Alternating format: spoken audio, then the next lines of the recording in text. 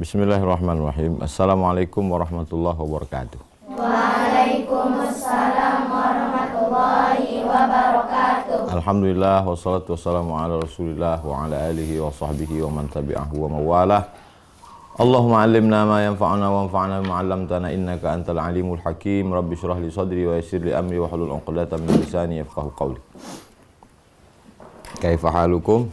Alhamdulillah innana bi khair. Pertanyaan malaikat Jibril kepada Nabi Muhammad SAW tentang tiga. Yang pertama iman, yang kedua Islam, yang ketiga ihsan. Iman, Islam, ihsan. Iman. Akhbirni anil iman. Akhbirni anil Islam. Akhbirni anil ihsan. Apa itu iman? Antumina billah wa malaikatihi wa kutubihi wa rusulihi wal yawmil akhir wa biqadri khairihi wa syarrihi. Apa itu Islam? Antashhada illa ilaha illallah wa anna muhammadar rasulullah wa tuqimas shalah wa tu'tiyaz zakah wa tasuma ramadan wa tahujjal baita in istata'ta ilaihi sabila. Apa itu ihsan? Anta'budallaha ka'annaka tarahu fa illam takun tarahu fa innahu yaraka. Dari iman itulah muncul ilmu yang disusun ulama dengan sebut ilmu aqidah. Islam itulah lahir fikih, ada namanya fikih sholat, fikih zakat, fikih puasa, fikih haji, dan lain-lain. Dari ihsan inilah muncul akhlak. Akhlak bagaimana mensucikan hati. Di antara yang tiga ini yang udah kita bahas yang mana? Aqidah. Sekarang fikih. Dimanapun antum belajar, tetap tak keluar dari tiga. Fikih. Tadi ada pengajian di Masjid Raya sama Ustadz apa? Sama Ustadz Al-Nob. Tentang masalah apa? Tentang masalah hukum jual beli. Masuk mana tuh? Fikih. Tadi ada pengajian dengan di Masjid Raya Senaplan. Dengan siapa? Dengan Ustadz Fajrian Shah. Masalah apa dibahas? Masalah membersihkan hati dari hasad. Masalah apa? Masuk. Aqidah. Aqidah. Aqidah apa akhlak? Akhlak. Membersihkan hati. Akhlak. Fikih. Pakai bahasa Indonesia dulu. Setelah bahasa Indonesia baru bahasa Arab. Supaya paham dulu bahasa Indonesia, baru ringan bahasa Arab. Baca buku, tengok penulisnya. Siapa orang yang menulis buku? Tengok halaman 510. Baca, tafadhali, halaman 510. Baca. Riwayat hidup penulis. Sulaiman kecil dilahirkan di desa Pekon, Tengah Liwa, Lampung Barat pada tahun 1901. Kalau hidup sekarang berapa umurnya? 120. Dia lahir 120 tahun yang lalu. Sekarang 2021. Dia 1901. Terus. Nama lengkapnya Sulaiman Rashid bin Lasa. Rashid. J itu Y dalam ejaan lama. Sulaiman Rashid bin Lasa. Terus. Setelah menyelesaikan sekolah desa di Kota Agung, pendidikan agamanya ditempa oleh Buya Kiai Haji Abbas di Perguruan Tualib Padang Panjang tahun 1917 sampai 1923. Sebelum merantau ke Johor, Malaysia tahun 1926, Sulaiman muda menjadi guru agama di Kota Agung. Tahun 1927 melanjutkan pendidikan di Kairo, Mesir selama 9 tahun pada sekolah muallim dan diteruskan ke Universitas Al-Azhar. Jurusan takhasus fikih, ilmu hukum. Tamat tahun 1934. Berapa tahun dia belajar di Padang Panjang? Berapa tahun belajar di Padang Panjang? 6 tahun. Berapa tahun pula belajar di Kairo? 9 tahun. Tahun 27 melanjutkan pendidikan di Kairo, 9 tahun muallim dan teruskan Dari 27 ke 34. 9 tahun. Bayangkan itu. Terus? Karena kesulitan ekonomi, sebelum menunaikan ibadah haji dan kembali ke tanah air pada tahun 1936, beliau bekerja di Madinah. Pada tahun 1937, oleh pemerintah kolonial Belanda ditunjuk menjadi ketua penyidik hukum-hukum agama di Lampung. Tahun 1939 sampai 1942, pada zaman pendudukan Jepang menjadi pengawal tinggi agama pada kantor Syambu.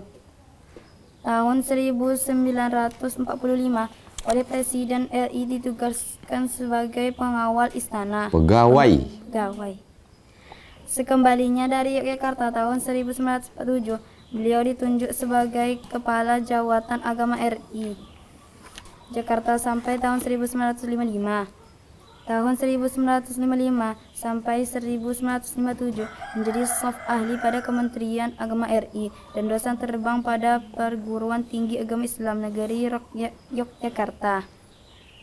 Tahun 1957 sampai 1961 bergabung dengan para alumnus Al-Azhar di Yogyakarta dalam rangka mengubah status perguruan tinggi agama Islam menjadi Institut Agama Islam yang kini lebih dikenal dengan nama IAIN, Institut Agama Islam Negeri. Sekarang sudah berubah menjadi UIN, Universitas Islam Negeri. Terus Sunan Kalijaga. Tahun 1960 oleh Presiden RI, beliau ditetapkan sebagai guru besar dalam mata kuliah ilmu fiqih.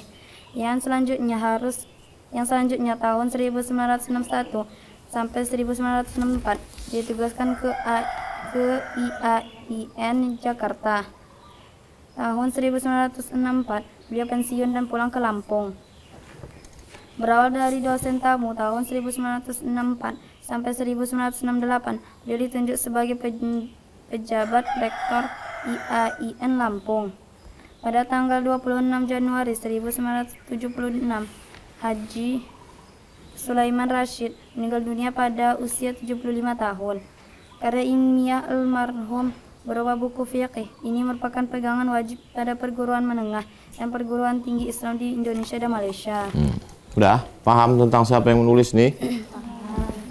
Bayangkan itu, 9 tahun dia di Kairo, belajar fikih, spesialis bidang fikih. Jadi kalau baca buku, nah sekarang berikutnya halaman kata pengantar dari yang menulis tuh. Orang yang menulis buku itu dia menulis kata pengantar. Nih, kata pengantar. Baca kata pengantar. Sulaiman Rashid. Kata pengantar. Kekurangan buku-buku agama. Kekurangan buku-buku agama dalam bahasa Indonesia sudah lama dirasakan. Buku-buku agama yang bersifat pokok jarang kelihatan, apalagi buku ilmu fikih yang lengkap, yang meliputi segala bab dan pasal dari fikih Islam. Belum ada dalam bahasa Indonesia. Pada tahun 1938 sudah saya mulai menyusun naskah ini. Sesudah penyerahan kedaulatan oleh kawan-kawan saya, diminta mengumpulkan dan menyempurnakan kembali naskah yang terbengkalai itu. Di samping kewajiban pada negara dan masyarakat, usaha penyelesaian naskah ini terus saya kerjakan. Alhamdulillah, dengan bantuan kawan-kawan, kerja berat ini dapat saya selesaikan. Pada saudara Nasaruddin Latif dan semua kawan-kawan yang mendorong dan membantu pekerjaan ini, saya haturkan terima kasih. Mudah-mudahan kesediaan penerbit Jaya Murni menerbitkan buku ini menjadi dorongan pula untuk menciptakan dan menerbitkan buku bermutu tinggi yang sangat dihayati dalam kehidupan beragama di negara kita yang merdeka ini. Mudah-mudahan segala usaha,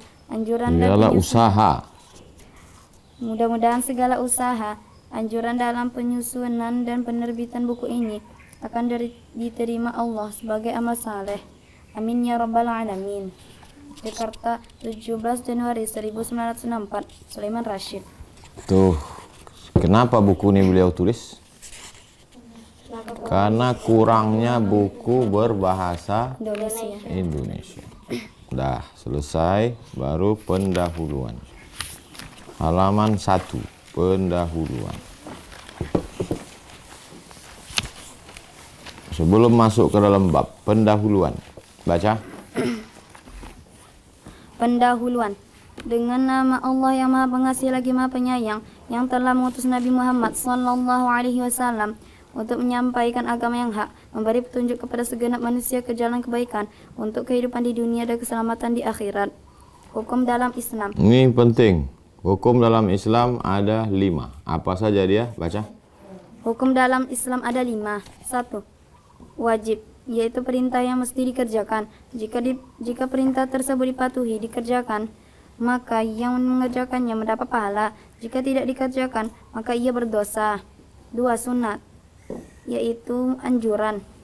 Jika dikerjakan dapat pahala, jika tidak dikerjakan tidak berdosa.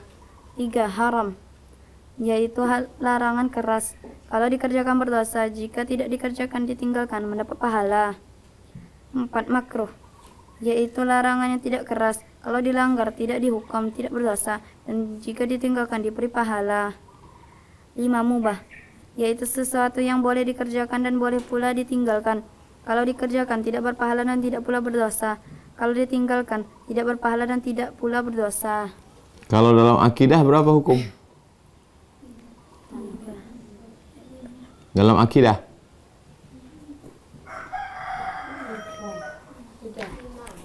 Apa aja? Al-Quran, hadis. Sifat wajib bagi Allah, sifat mustahil, sifat kenapa lupa? Berapa hukum dalam akidah? 3. Wajib, mustahil, jaiz. Berapa hukum dalam fikih? 5. Wajib, sunnah, haram, makruh, mubah. Dalam Islam tuh ada perintah, ada larangan. Kalau perintahnya kuat, maka wajib. Kalau perintahnya tak kuat, sunat. Kalau larangannya kuat, haram. Kalau larangannya tak kuat, makruh. Tak diperintahkan, tak dilarang. Mubah. Itu cara mengingatnya biar mudah. Islam itu mengandung 2, perintah dan larangan. Kalau perintahnya kuat, wajib. Perintahnya tak kuat, sunat. Larangannya kuat, haram. Larangannya tak kuat, makruh. Tak disuruh, tak dilarang, Mubah. tulis. Jadi nanti kalian ngajar mudah orang ingat.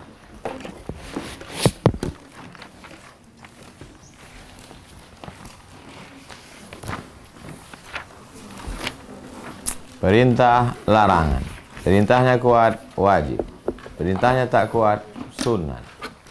Larangannya kuat. Pindah sini yang panas, pindah. Saya suruh pindah ke sini itu perintah apa larangan? Perintah. Kalau kuat, wajib. Nah, pindah ke sini.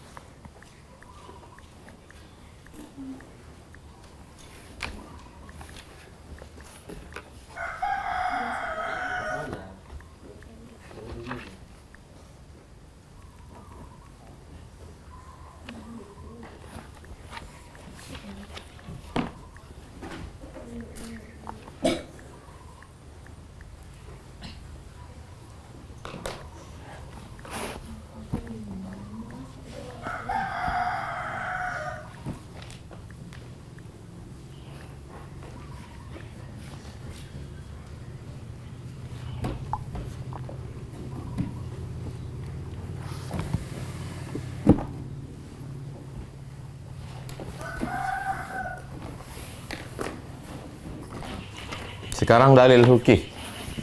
Dalil fikih itu berapa? Terus. Dalil fikih. Dalil fiqih ialah 1. Al-Quran, 2. Hadis, 3. Ijma' mujtahidin, 4. Qiyas. Sebagian ulama menambahkan, yaitu istihsan, istidlal, Urf dan istishab. Tapi yang sepakat 4. Ingat aja yang 4 tuh. Apa dalil dalam fikih? Quran, hadis, ijma' mujtahidin. Apa dalil dalam fikih? Al-Quran, hadis, ijma' mujtahidin. Apa dalil dalam fikih? Al-Quran, hadis, ijma' mujtahidin, qiyas. Quran, hadis, ijma', qiyas. Quran, hadis, ijma', qiyas. Quran, hadis, ijma', qiyas. Terus, hukum-hukum itu ditinjau dari pengambilannya terdiri dari 4 macam. 1. Hukum diambil dari nas yang tegas, jadi adanya dan yakin maksudnya menunjukkan pada hukum itu. Hukum seperti ini tetap tak berubah dan wajib dijalankan oleh seluruh kaum muslimin, tak seorang pun berhak membantahnya. Seperti wajibnya sholat, wa aqimus sholah, wajibnya zakat, wa atuz zakah, wajibnya haji dan umrah, wa atimmul hajja wal umrata lillah. Jual beli wajib sama-sama ridho antara penjual dan pembual, antara penjual dengan pembeli. Innamal bai'u an taradin. Kata Imam Syafi'i, apabila ada ketentuan hukum wajib dari Allah pada suatu kejadian, setiap muslim wajib mengikutinya, tak boleh diotak-atik. Apa hukum sholat? Sholat itu wajib dulu, sekarang sukarela aja, bisa? 2. Hukum yang diambil dari nas yang tidak yakin maksudnya terhadap hukum-hukum itu. Dalam hal seperti ini terbukalah jalan bagi mujtahid untuk berijtihad dalam batas memahami nas itu. Kalau disebut nas, apa arti nas? Al-Quran. Ingat, lingkari. Nas, Quran, hadis. Nas artinya teks, Quran, hadis. Para mujtahid boleh mewujudkan hukum atau menguatkan salah satu hukum dengan ijtihadnya. Umpamanya boleh atau tidak khiyar majlis bagi 2 orang yang berjual beli dalam memahami hadis al-bai'ani bil khiyar malam yatafarraqa. 2 orang jual beli boleh memilih antara meneruskan jual beli atau tidak selama keduanya belum berpisah. Yang dimaksud dengan berpisah dalam hadis ini mungkin berpisah badan atau pembicaraan, mungkin pula ijab dan qabul. Dan seperti wajib menyapu semua kepala atau sebagian ketika wudhu dalam memahami ayat wamsahu biru'usikum, sapulah kepala kamu. Nah, ini tak jelas, maka ulama berijtihad. Ulama berijtihad pada sesuatu yang sudah jelas atau yang tak jelas? Saya tanya sekali lagi. Ulama tu boleh berijtihad membuat hukum pada sesuatu yang udah jelas atau yang belum jelas? Yang belum jelas. Yang udah jelas, sholat itu wajib. Boleh tak dia berijtihad? Tidak. Wamsahu biru'usikum, sapulah kepala kamu. Semua kepala, setengah kepala, seperempat kepala, sebagian kepala. Ada tak dijelaskan sini? Tak jelas. Itulah maka ulama berijtihad. Maka ada yang menyapu sebagian kepala, ada yang menyapu semua kepala. Terus? Dan seperti tidak halal binatang yang disembelih karena semata-mata tak membaca bismillah. Ma anharad dama wa dzukira Rasulullah alaihi. Alat apapun yang dapat mengalirkan darah dan disebutkan padanya nama Allah. 3. Hukum yang tidak ada nas, baik secara qat'i pasti maupun secara zanni, tapi pada suatu masalah telah tersepakat ijma' mujtahidin. Tak ada ayat, tak ada hadisnya, tapi ulama berijma'. Masih ingat apa arti ijma'? Kesepakatan. Kesepakatan ulama. Lingkari ijma', tulis di samping. Kesepakatan ulama. Seperti bagian kakek 1/6. Kakek kalian, datuk kalian. Kalau cucunya meninggal, kakek dapat 1/6. Batal perkawinan seorang muslimah dengan laki-laki non-muslim. Ada orang perempuannya muslimah, nikah dia dengan non-muslim, batal menurut ijma'. Di sini tak ada pula jalan untuk berijtihad. Bahkan setiap muslim wajib mengakui dan menjalankannya. Karena hukum yang disepakati oleh mujtahidin itu adalah hukum untuk seluruh umat. Dan umat itu menurut sabda Rasulullah tak akan sepakat atas sesuatu yang sesat. Mujtahid itu merupakan ulil amri dalam mempertimbangkan. Sedangkan Allah menyuruh umatnya mentaati ulil amri. Ati Allah wa ati Rasul wa ulil amri minkum. Sungguh pun begitu, kita wajib betul-betul mengetahui bahwa pada hukum itu telah terjadi ijma'. Nanti kalau antum ditanya, Quran, hadis, ijma', qiyas, berapa dasar hukum Islam? 4. Quran, hadis, ijma', qiyas. Kasih contoh hukum dari Quran. Wa aqimus shalah wa atuz zakah. Kasih contoh hukum dari hadis.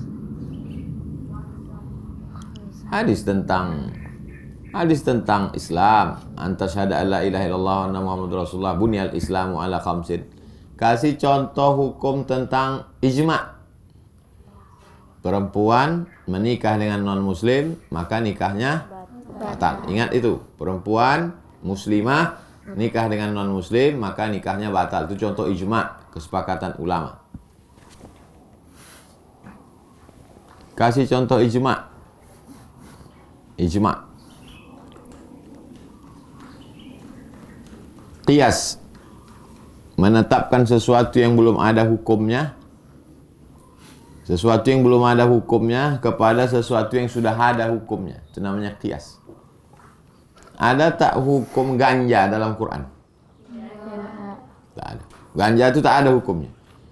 Tapi dia bisa dikiaskan pada sesuatu yang sudah ada hukumnya. Khamar. Innamal khamru wal maisiru khamar wal ansabu wal azlamu. Sesungguhnya khamar itu najis, haram. Maka ditetapkanlah hukum ganja kepada hukum khamar. Perbuatan itu namanya qiyas. Menetapkan sesuatu yang belum ada hukumnya kepada sesuatu yang sudah ada hukumnya, melihat titik persamaannya. Apa persamaan antara khamar dengan ganja? Sama-sama membuat orang mabuk. Kalian tengok macam mabuk sekarang. Mabuk atau mengantuk? Mengantuk. Jam berapa kalian tidur tadi malam? Jam 10. Kenapa mengantuk? Jam 10 tidur. 4.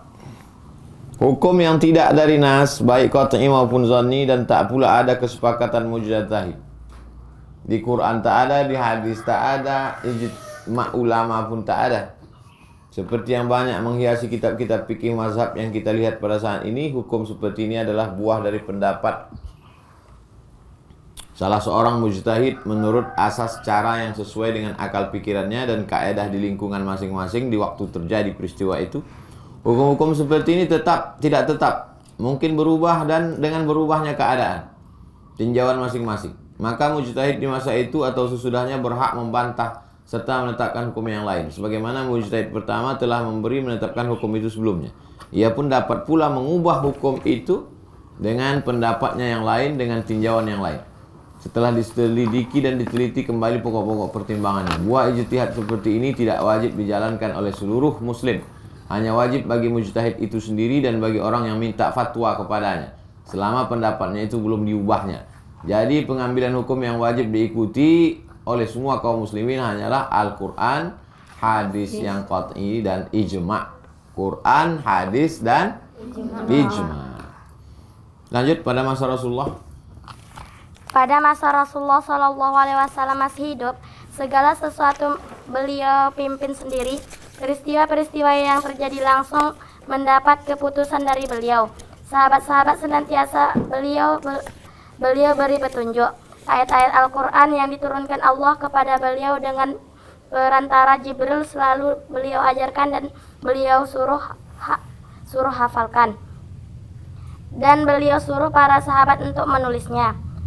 Kadang sewaktu dikemukakan suatu peristiwa kepada beliau termenung. Waktu ditanya masalah kepada Nabi termenung. Karena beliau menunggu Jibril turun. Setelah beliau menerima wahyu mengenai soal yang sedang dihadapkan pada beliau, barulah beliau memberikan kepastian. Banyak sekali ayat-ayat dalam Quran dalam bentuk pertanyaan. Yasalunaka 'anil mahid. Mereka bertanya kepadamu tentang haid. Yas'alunaka 'anil khamri wal maisir, mereka bertanya kepadamu tentang khamar dan judi. Yas'alunaka 'anil ahillah, mereka bertanya kepadamu tentang anak bulan sabit. Yas'alunaka madza yunfiqun, mereka bertanya kepadamu tentang bagaimana zakat. Idza sa'alaka 'ibadi 'anni fa inni qarib, mereka bertanya kepadamu tentang Tuhan. Yas'alunaka 'anir ruh, mereka bertanya tentang ruh. Seringkali wahyu itu berisi jawaban atas pertanyaan atau peristiwa yang terjadi serta membawa hukum-hukum. Nabi kalau tak tahu datang jawabannya langsung dari Jibril. Kita kalau tak tahu membaca. Baca fikih Islam ini dasar, pakai bahasa Indonesia. Nanti kita bisa kalian bahasa Arab baru kita baca fikih kitab Arab. Rasulullah SAW menerima wahyu kira-kira 23 tahun lamanya. Dalam masa itu selesailah turunnya kitab suci Al-Quran yang mengandung segala petunjuk bagi manusia untuk kemaslahatan dunia dan akhirat. Walaupun tidak dengan secara tafsil terperinci satu persatu. Bahkan banyak ayat yang berupa mujmal umum, tapi kemudian dijelaskan oleh Rasulullah SAW. Ada tak dalam Quran itu sholat subuh 2 rakaat pakai kunut? Ada? Tak ada. Tak ada ayat dalam Quran sholat subuh 2 rakaat, sholat zuhur 4 rakaat tak berbunyi, sholat maghrib 3 rakaat, 2 rakaat berbunyi, 1 rakaat tak berbunyi. Tak ada. Penjelasan detailnya dijelaskan oleh hadis. Ada yang dengan lisan, dengan perbuatan, dengan jalan membiarkannya saja. Umpama suatu perbuatan yang dilakukan orang di depan beliau, beliau melihat dan mengetahui sifat perbuatan itu, tapi beliau diam saja, tak memberikan keterangan hukumnya. Ada orang melakukan sesuatu di depan Nabi dan Nabi diam.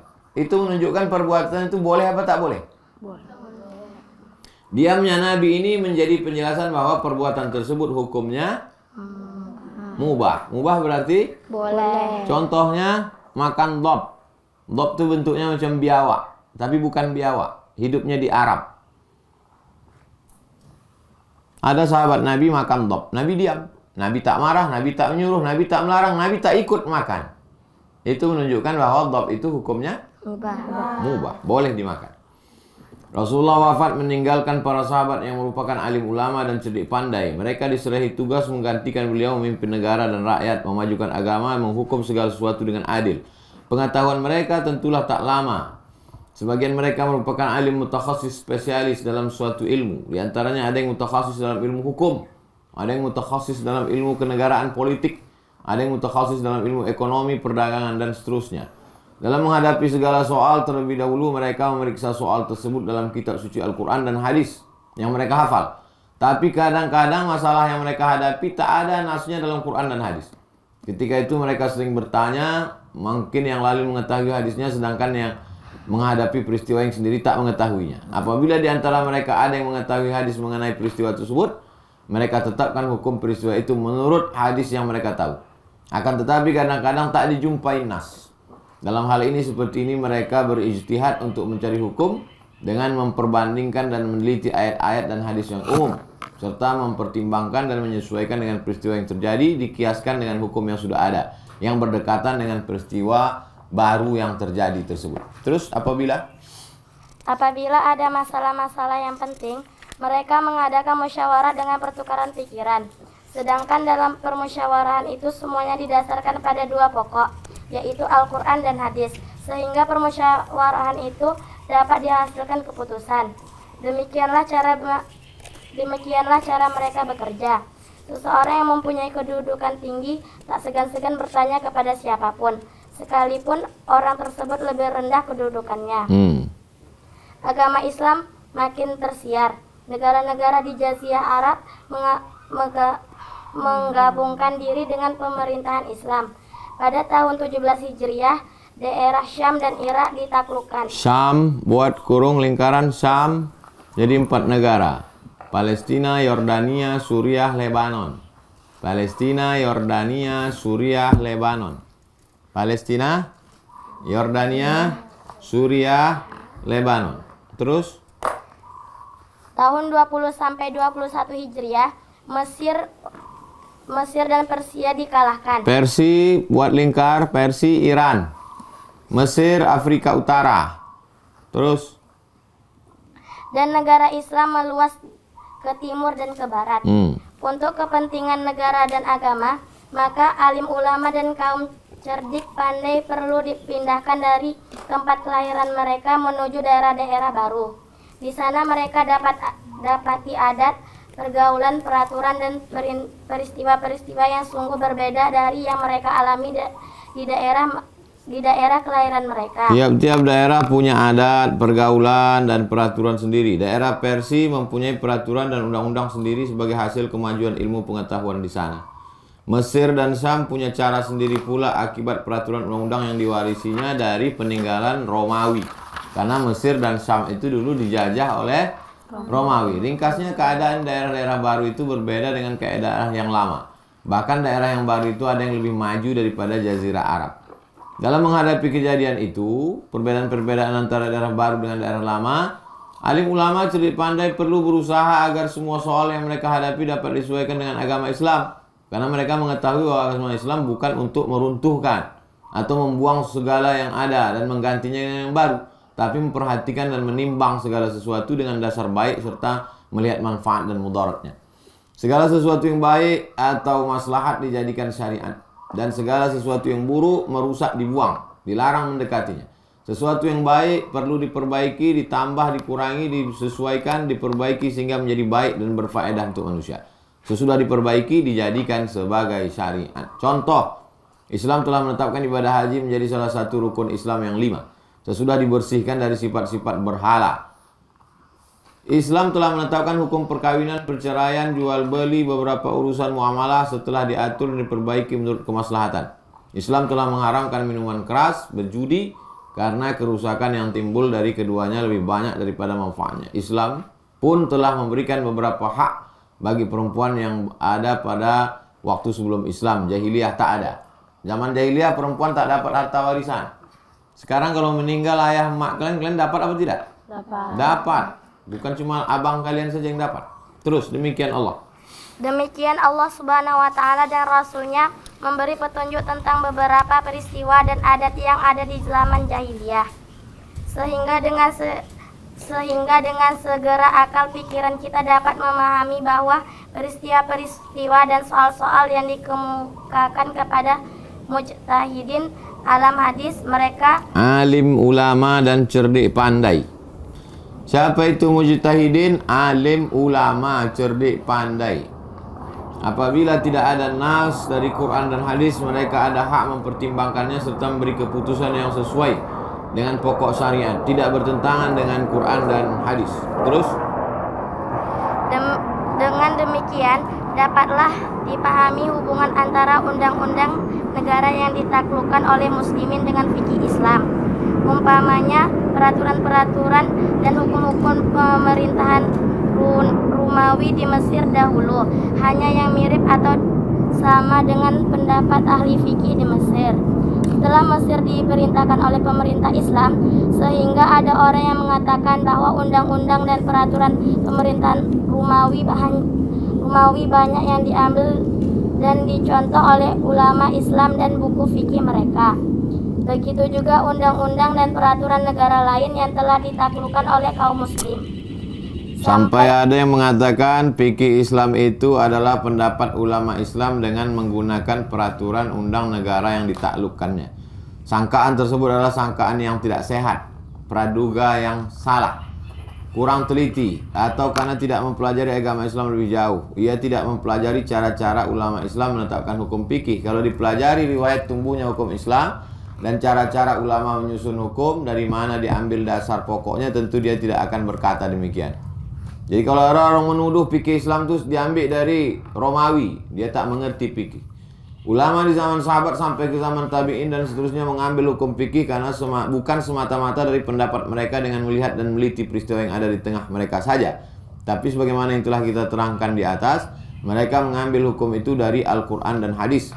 Kaidah yang menjadi dasar dan pegangan mereka adalah Allah SWT menurunkan hukum sesuai dengan masa dan tempat. Hanya sebagian hukum yang diambil dari nas secara rincian, sedangkan sebagian lagi diambil dari ayat atau hadis umum. Mereka sesuaikan ayat dan hadis umum itu dengan keadaan kemaslahatan, kemanfaatan, dan kebaikannya, baik yang berhubungan dengan diri sendiri ataupun dengan umum. Tidak sekali-sekali mereka diizinkan mengambil hukum dan undang-undang yang bukan Islam atau undang-undang yang semata-mata hanya buatan manusia. pusat dan tempat alim ulama dan cerdik pandai di masa sahabat mengembangkan, mempraktekkan hukum Islam dan ilmu pengetahuan terhadap muslimin khususnya dan terhadap umat manusia umumnya ialah Mekah, Madinah, Kufah. Kufah Irak. Lingkari, Kufah Irak, Basrah Irak, Syam, Suriah, Yordania, Lebanon, Palestina, Mesir.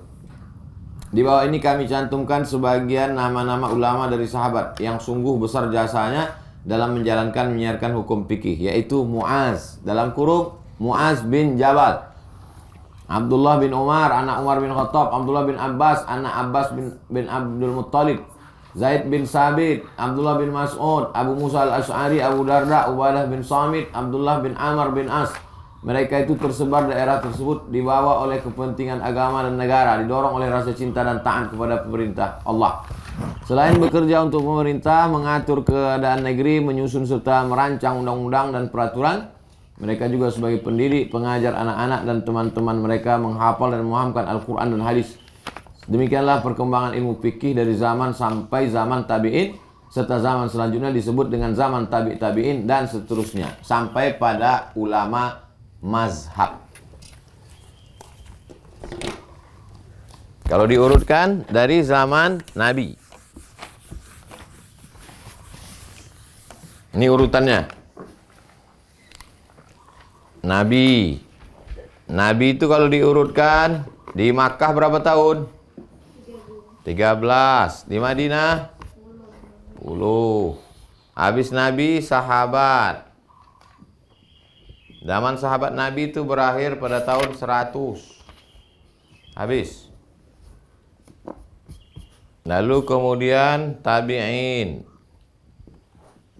Habis tabi'in, tabi'in. Barulah kemudian imam mazhab. Imam mazhab yang paling tua masih ingat? Siapa? Hanafi lahir 100, Hanafi meninggal 150. Itu urutannya. Nabi, sahabat, tabi'in, tabi'in, imam mazhab. Hanafi 150. Sekarang masuk kita ke zaman mazhab. Siapa itu imam mazhab? Baca. Mazhab yang 4. Sebagaimana yang telah diuraikan di atas, alim ulama dan cerdik pandai dalam menghadapi berbagai soal. Apabila tidak ada nas dari Al-Quran atau hadis, mereka berijtihad untuk menetapkan hukum peristiwa itu. Hukum yang didapat oleh seseorang dengan ijtihad dinamakan mazhabnya. Hukum yang didapat seseorang dengan ijtihadnya maka disebut dengan mazhab. Mazhab Hanafi apa artinya? Berarti hukum itu ijtihad Imam Hanafi. Nah, terus. Ulama yang mempunyai mazhab yang terkenal itu banyak, bukan hanya 4. Bukan 4. Jadi kalau ditanya orang berapa sebetulnya mazhab? Banyak, bukan 4. Terus. Misalnya Hasan Basri, As-Sauri, Ibnu Abi Layla, Al-Auza'i, Al-Laisi, dan lain-lain. Mereka mempunyai mazhab sendiri-sendiri, walaupun mazhab mereka itu tidak berkembang seperti mazhab yang 4. Mungkin karena pendukungnya kurang setelah ditinggalkan penyusunnya. Adapun mazhab yang 4 terus-menerus mendapat dukungan dari ulama muslimin sampai sekarang. Beratus-ratus kitab telah ditulis dan disusun dari zaman ke zaman, diatur menurut mazhab masing-masing dari beberapa imam itu. Satu mazhab Hanafi, paling tua Hanafi. Kalau nyebut mazhab jangan lompat-lompat, supaya terbiasa mana yang tua dulu. Hanafi, Maliki, Syafi'i, Hambali. Hanafi dulu. Terus. Satu mazhab Hanafi, penyusunnya yaitu Imam Abu Hanifah. Beliau dilahirkan pada tahun 80 Hijrah dan meninggal dunia di Baghdad dalam kurung Irak. Terus pada tahun 150 Hijriah. Beliau belajar di Kufah dalam kurung Irak. Dan di sanalah beliau mulai menyusun mazhabnya. Kemudian beliau duduk berfatwa mengembangkan ilmu pengetahuan di Baghdad. Beliau memberikan penerangan kepada segenap lapisan muslimin, sehingga beliau terkenal sebagai seorang alim yang terbesar di masa itu, mahir dalam ilmu fikih, serta pandai mengistimbatkan hukum dari Al-Quran dan hadis. Mengistimbat dalam kurung, mengeluarkan hukum dari Quran. Mengambil hukum dari Quran dan hadis. Terus. Menurut riwayat yang dapat dipercaya, beliau adalah wadi' ilmu fikih yang mula-mula menyusun ilmu fikih sebagaimana susunan sekarang ini. Beberapa ulama telah bergaul dengan Abu Hanifah. Mereka belajari mazhab beliau dan hukum yang mereka dapat dari beliau itu mereka tulis bukukan.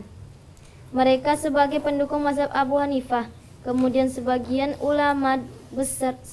besar dari mereka kembali menyelidiki dan memeriksa hukum-hukum tadi dengan memeriksa dalil-dalilnya serta disesuaikan dengan keadaan-keadaan kefaedahan dan kemudaratannya, sehingga beberapa di antara mereka ada yang tidak mufakat terhadap sebagian dari hukum-hukum yang telah ditetapkan oleh imam tadi. Bahkan mereka tetapkan hukumnya menurut pendapat mereka sendiri, berbeda dengan pendapat Imam Abu Hanifah.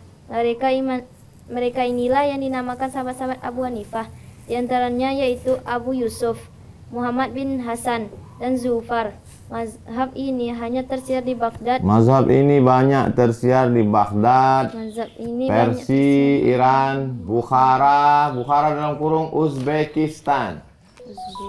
Bukhara, Uzbekistan, Mesir, Syam, dan tempat lain. Turki juga Hanafi, Turki. India, Pakistan, Bangladesh juga Hanafi. 2. Mazhab Maliki. 2. Mazhab Maliki. Nama penyusunnya adalah Malik bin Anas al-Asbahi. Beliau dilahirkan tahun 93 Hijriah dan meninggal dunia dalam bulan Safar tahun 170 Hijriah. Beliau belajar di Madinah dan di sana meninggal 179. Salah tuh, tulis. Salah ketik dia. 179. Terus. Beliau belajar di Madinah dan di sanalah beliau menulis kitab Al-Muwatta. Kitab hadis paling tua yang ada sekarang, Muwatta, lingkari Muwatta. Ada di atas tuh, di perpustakaan atas. Terus. Kitab hadis yang terkenal sampai sekarang. Beliau menyusun kitab tersebut atas anjuran Khalifah Mansur. Ketika beliau bertemu pada waktu menunaikan ibadah haji, beliau menyusun mazhabnya atas 4 dasar: kitab suci, sunnah Rasul, ijma' dan qiyas. Hanya dasar yang terakhir ini beliau gunakan dalam hal-hal yang terbatas sekali karena beliau adalah ahli hadis. Beliau berkata, sesungguhnya saya sebagai manusia biasa kadang-kadang betul dan kadang-kadang salah. Maka hendaklah kamu periksa dan kamu selidiki pendapat-pendapatku itu. Mana yang sesuai dengan sunnah, ambillah. Imam Malik adalah ahli fikih dan hadis. Pada masanya beliau terbilang paling berpengaruh di seluruh Hijaz. Hijaz dalam kurung Makkah, Madinah. Jadi kalau ditanya orang di mana Hijaz itu, Makkah, Madinah. Terus. Orang menyebut beliau Sayyid Fuqaha al-Hijaz, pemimpin ahli fikih di seluruh daerah Hijaz. Beliau mempunyai banyak sahabat murid, di antaranya yang terkemuka ialah Muhammad bin Idris bin Syafi'i, Al-Laisi bin Sa'ad, Abu Ishaq al-Farazi. Pengikut mazhab ini yang terbanyak terdapat di Tunisia, Tripoli dalam kurung Libya, Maghribi dalam kurung Maroko. Itu yang atas itu semuanya ada di ujung. Maroko, samping Maroko, Aljazair, samping Aljazair, Tunisia samping Tunisia, Libya. Itu Maliki semua. Enggak, Mesir campur, banyak Syafi'i. Karena Imam Syafi'i kuburnya di Mesir. Setelah Mesir, Libya, Tunisia, Aljazair, Maroko, ke bawah Mauritania, Andalusia, Maliki rata-rata. Terus. 3. Mazhab Syafi'i. Nama penyusunnya yaitu Muhammad bin Idris bin Syafi'i, keturunan bangsa Quraisy. Beliau dilahirkan di Khuzah, Gaza, dalam kurung Gaza. Di mana Gaza? Palestina, jalur Gaza. Terus. Tahun 150 Hijriah dan meninggal dunia di Mesir tahun 204 Hijriah. Sewaktu berumur 7 tahun, beliau telah hafal Al-Quran. Setelah berumur 10 tahun, beliau hafal Al-Muwatta, kitab guru beliau, Imam Malik. Setelah beliau berumur 20 tahun, beliau mendapat izin dari gurunya, Muslim bin Khalid, untuk berfatwa. Kata Ali bin Utsman, Saya tidak pernah melihat seseorang yang lebih pintar daripada Syafi'i. Sesungguhnya tidak ada seorang pun yang menyamainya di masa itu. Ia pintar dalam segala pengetahuan, sehingga bila ia melontarkan anak panah, dapat dijamin 90% akan mengenai sasarannya. Kalau memanah dia 90% kena. Kita kalau memanah 90% tak kena. Terus. Ketika berumur hampir 20 tahun, beliau pergi ke Madinah karena mendengar kabar tentang Imam Malik yang begitu terkenal sebagai seorang ulama besar dalam ilmu hadis dan fikih. Di sana beliau belajar kepada Imam Malik. Kemudian beliau pergi ke Irak. Di sana bergaul dengan sahabat-sahabat Imam Abu Hanifah. Beliau terus ke Parsi dan beberapa negara lain. Kira-kira 2 tahun lamanya beliau dalam perjalanan ini. Dalam perjalanan ke negeri-negeri itu, bertambahlah pengetahuan beliau tentang keadaan penghidupan dan tabiat manusia. Misalnya, keadaan yang menimbulkan perbedaan adat dan akhlak, saat berguna bagi beliau sebagai alat untuk mempertimbangkan hukum peristiwa-peristiwa yang akan beliau hadapi. Kemudian beliau diminta oleh Khalifah Harun ar-Rasyid supaya tetap tinggal di Baghdad. Setelah menetap di Baghdad, di sanalah beliau menyiarkan agama dan pendapat-pendapat beliau diterima oleh segala lapisan. Beliau bergaul baik dengan rakyat maupun dengan pemerintah, bertukar pikiran dengan ulama-ulama, terutama sahabat-sahabat Imam Abu Hanifah, sehingga dengan pergaulan dan pertukaran pikiran itu, beliau dapat menyusun pendapat Qadim. Pendapat beliau yang pertama. Qadim, pendapat yang lama ketika berada di Irak. Qadim, pendapat lama ketika berada di Irak. Jadid, pendapat baru sesudah pindah ke Mesir. Kuburnya di Mesir. Saya sampai ke kuburnya di Kairo. Qadim, pendapat lama ketika berada di Irak. Jadid, pendapat baru sesudah pindah ke Mesir. Kemudian beliau kembali ke Makkah hingga tahun 198 Hijrah. Pada tahun itu beliau pula pergi ke Mesir. Di sana beliau menyusun pendapat beliau yang baru, namanya Qaulul Jadid. Kata-kata Imam Syafi'i yang sangat perlu menjadi perhatian, terutama bagi ulama yang mendukung dan mengikut mazhab Syafi'i. Apabila hadis itu sah, itulah mazhabku. Buanglah perkataanku yang timbul dari ijtihadku. Pengikut mazhab Syafi'i terbanyak ialah di Mesir, Kurdistan, Yaman, Aden, Hadramaut. Aden dengan Hadramaut sama di Yaman. Makkah, Pakistan, dan Indonesia. Malaysia, Brunei Darussalam, Singapura, Thailand, Patani Selatan, Moro, Filipina. Semua Asia Tenggara ini Syafi'i. Karena ulama yang datang kemari bermazhab Syafi'i. Terus? 4. Mazhab Hanbali. Nama penyusunnya ialah Ahmad bin Muhammad bin Hanbal bin Hilal. Beliau dilahirkan di Baghdad dan meninggal dunia pada hari Jumat tanggal 12 Rabiul Awal tahun 241 Hijriah. Semenjak kecil beliau belajar di Baghdad, Syam, Hijaz, dan Yaman. Beliau adalah murid Imam Syafi'i. Syafi'i memuji beliau, katanya, "Saya keluar dari Baghdad, tidak saya tinggalkan di sana seorang yang lebih takwa, lebih wara' dan lebih alim selain Ahmad bin Hanbal yang sungguh banyak menghafal hadis." Murid beliau banyak yang terkemuka, diantaranya yaitu Bukhari dan Muslim. Bukhari yang menulis kitab Sahih Bukhari, Sahih Muslim, Imam Muslim. Beliau berpegang teguh pada fatwa sahabat apabila tidak ada nas. Beliau menyusun mazhabnya atas 4 dasar. Pertama, Quran hadis. Dalam soal yang beliau hadapi, beliau selidiki ada atau tidaknya nas. Kalau ada nas, beliau fatwa menurut nas. Dasar kedua, fatwa sahabat. Dalam satu peristiwa, apabila tidak ada nas yang bersangkutan dengan peristiwa itu, beliau cari fatwa sahabat. Sahabat siapa maksudnya? Sahabat Nabi. Apabila ada fatwa dari seorang sahabat, sedangkan beliau tak melihat bantahannya dari sahabat lain, beliau hukum peristiwa itu menurut fatwa sahabat. Jika fatwa itu berbeda antara beberapa sahabat, beliau pilih yang lebih dekat kepada kitab dan sunnah. Dasar ketiga ialah hadis mursal atau lemah apabila tidak bertentangan dengan dalil yang lain. Dasar keempat, qiyas. Beliau tidak memakai qiyas kecuali apabila tak ada jalan lain, baru pakai qiyas. Beliau sangat hati-hati dalam melahirkan fatwa apabila tidak ada nas dan asar sahabat. Kemungkinan besar karena sangat hati-hatinya beliau menjalankan fatwa itulah menyebabkan lambatnya mazhab beliau tersiar daerah yang jauh. Apalagi murid-murid beliau pun sangat hati-hati pula. Mula-mula mazhab ini tersiar di Baghdad, kemudian berangsur-angsur keluar daerah. Sekarang yang terbanyak pengikutnya di Hijaz, Makkah, Madinah. Apalagi sudah Raja Ibnu Sa'ud menetapkan, Ibnu Sa'ud King Abdul Aziz. Buat lingkar, Ibnu Saud. King Abdul Aziz menetapkan bahwa mazhab Hambali menjadi mazhab resmi pemerintah Saudi Arabia. Di Mesir tak ada mazhab ini kecuali pada abad ke-7. Hingga sekarang tak banyak rakyat Mesir mengikut mazhab ini. Demikian ringkasan perkembangan ilmu fikih Islam. Lanjut. Mabadi, pokok-pokok yang 10. Mabadi, pokok-pokok yang 10. Sebelum memulai mempelajari ilmu fikih terlebih dahulu perlu diketahui 10 perkara di bawah ini. Pertama, ta'rifnya. Arti kata fikih menurut bahasa Arab ialah paham atau pengertian. Menurut istilah ilmu untuk mengetahui hukum-hukum syarak yang pada perbuatan anggota diambil dalil-dalilnya yang terperinci. Yang mengaturnya Nabi SAW, yang menyusunnya seperti susunan sekarang adalah Imam Abu Hanifah. Namanya ilmu fikih.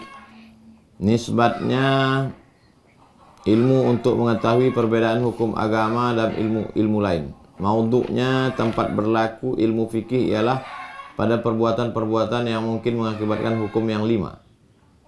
Hukumnya, hukum belajar fikih adalah fardu ain, sekedar untuk mengetahui ibadat yang sah atau tidak sah. Selebihnya lain daripada itu fardu kifayah. Tujuannya buah dari mengamalkan dan mengetahui ilmu fikih adalah mendapat keridhaan Allah. Kelebihannya fikih melebihi segala ilmu. Sabda Nabi, "May yuridillahu bihi khairan yufaqihu fid din." Siapa yang dikehendaki Allah jadi baik, maka didalamkannya ilmu agama. Pengambilannya fikih diambil dari Quran, sunnah, ijma' dan qiyas. Masailnya kalimat-kalimat yang mengandung hukum langsung atau tak langsung, seperti kita katakan fitrah itu wajib atau wudhu itu syarat salat. Itulah pengenalan tentang fikih. Itu sebagai muqaddimah pengantar. Kita sudah tahu siapa yang menulis buku ini, mengapa buku ini disusun, apa itu fikih, sejarah fikih, ulama mazhab, dasar fikih. Belum masuk ke kajian, sekedar pengantar. Kita tutup dengan membaca kafaratul majlis. Subhanakallahumma wa bihamdika asyhadu an la ilaha illa anta astaghfiruka wa atubu ilaik.